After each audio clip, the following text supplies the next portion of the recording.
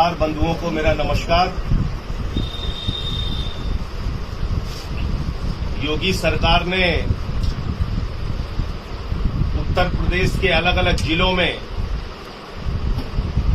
मेरे खिलाफ एफआईआर दर्ज करा दी है। आज आम आदमी पार्टी का कार्यालय भी बंद करवा दिया, वहां भी ताला लगवा दिया।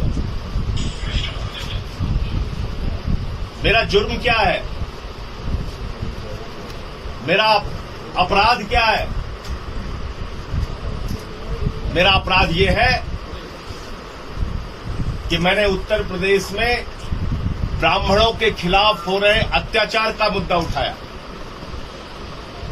मैंने उठाया कि ब्राह्मणों के साथ किस तरीके से अन्याय हो रहा है, अत्याचार हो रहा है उत्तर प्रदेश के अंदर।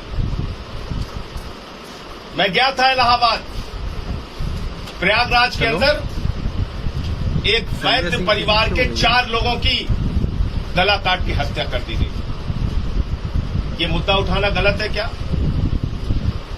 अगर आपकी सरकार में ब्राह्मणों की हत्याएं हो रही हैं, उनके ऊपर जुल्म हो रहा है, अन्याय हो रहा है, अत्याचार हो रहा है,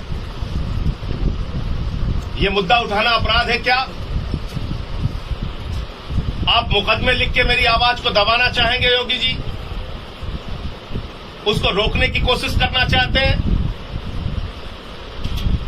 मेरे पास ब्राह्मण समाज के तमाम लोगों के फोन आए।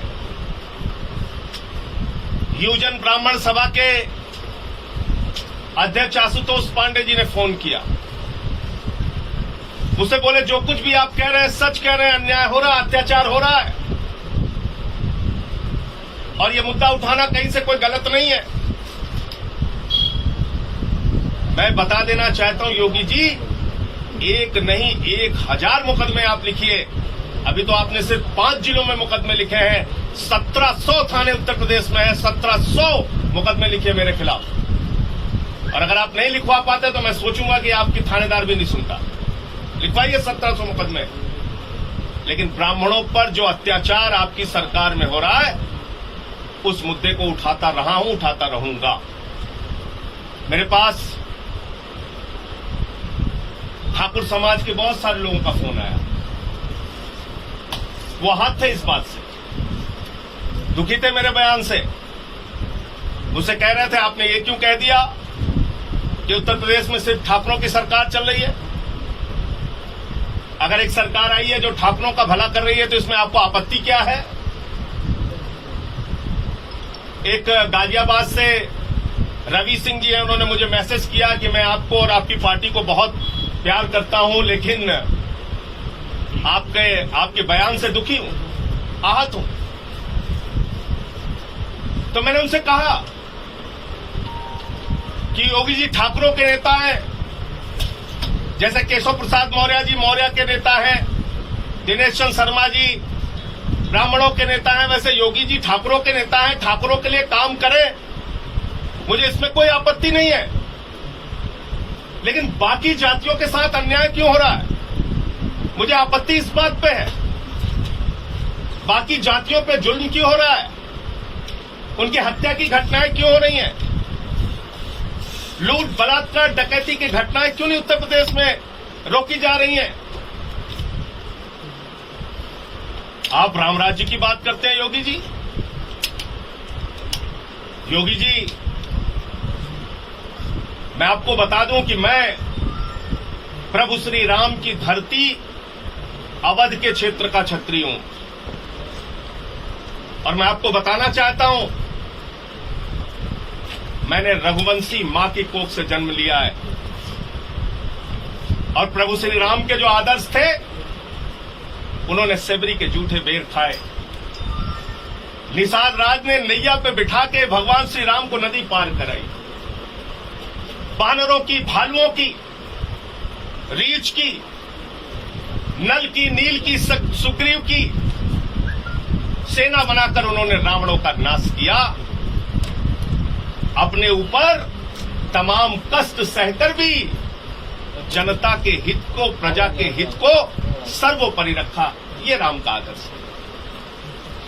महाराणा प्रताप का आदर्श, पीलों की सेना बनाकर, उनकी सेना के सेनापति थे हकीम खान सूरी, और उन्होंने अकबर से लड़ाई लड़ी।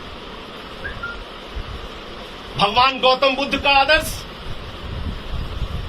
पिछड़ों की, वंचितों की, शोषितों की आवाज उठाने के लिए सत्ता का त्याग कर दिया, राजपाट त्याग दिया। आपसे मुझे क्षत्रिय धर्म सीखने की जरूरत नहीं है। मैं सिर्फ आपको यह बताना चाहता हूं कि सभी जातियों के लिए, सभी वर्गों के लिए काम करने की जिम्मेदारी एक निर्वाचित लोकतांत्रिक ढंग से, संवैधानिक ढंग से चुनी हुई सरकार की है। उत्तर प्रदेश में हम 24 करोड़ लोगों की सरकार चाहते हैं। सिर्फ ठाकुरों की सरकार नहीं चाहते, किसी एक जाति विशेष की सरकार नहीं चाहते। और ये कह देना अपराध है क्या? फिर कैसा राम राज्य है जहां सबके लिए काम ना हो, जहां सभी जातियों, सभी वर्गों के लिए काम ना हो, सबका हित ध्यान ना रखा जाए? मेरे पास कल ओम प्रकाश राजभर जी मिलने आए थे, उत्तर प्रदेश सरकार के पूर्व मंत्री, वर्तमान में विधायक हैं, और उन्होंने भागीदारी संकल्प मोर्चा बना रखा है, जिसमें नाई समाज के लोग भी हैं, जिसमें पाल समाज के लोग भी हैं, जिसमें निषाद समाज के लोग भी हैं, जिसमें राजभर समाज के लोग भी हैं, जिसमें कुशवाहा समाज के लोग भी हैं।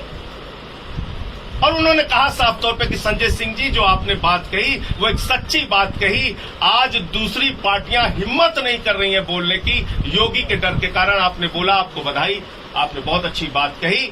और ये जुल्म हो रहा है उत्तर प्रदेश के अंदर, तो मेरी बात से सहमत हूं। यादव समाज के लोगों का फोन आया, जाट समाज के लोगों का फोन आया, तमाम जातियों में इस बात को लेकर गुस्सा है, रोष है, आक्रोश है कि उत्तर प्रदेश में उनकी सुनी नहीं जा रही, उनको नौकरियां नहीं दी जा रही, उनको रोजगार नहीं दिया जा रहा, उनको काम नहीं दिया जा रहा है, उनके साथ अन्याय हो रहा है, जुल्म हो रहा है, अत्याचार हो रहा है।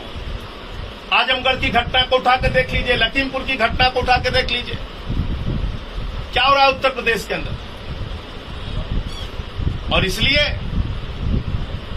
आज मैं आपसे कहना चाहता हूं, योगी जी, आप ठाकुरों के नेता हैं, ठाकुरों के लिए काम करना चाहते हैं, कीजिए,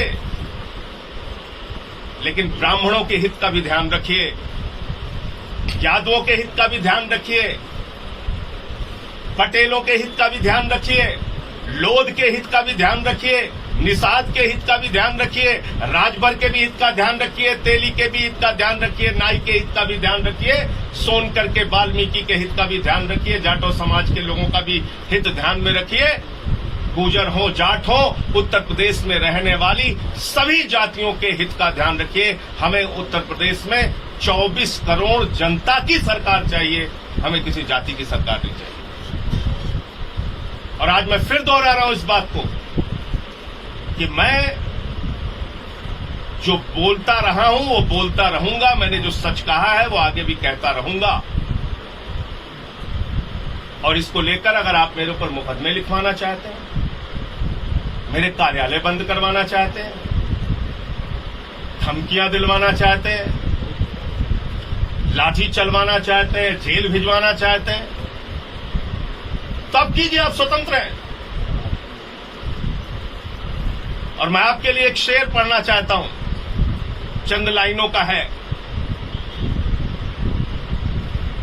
और मैं समझता हूं कि वो आज के समय में बहुत प्रासंगिक है, आपके ऊपर बिल्कुल फिट बैठता है।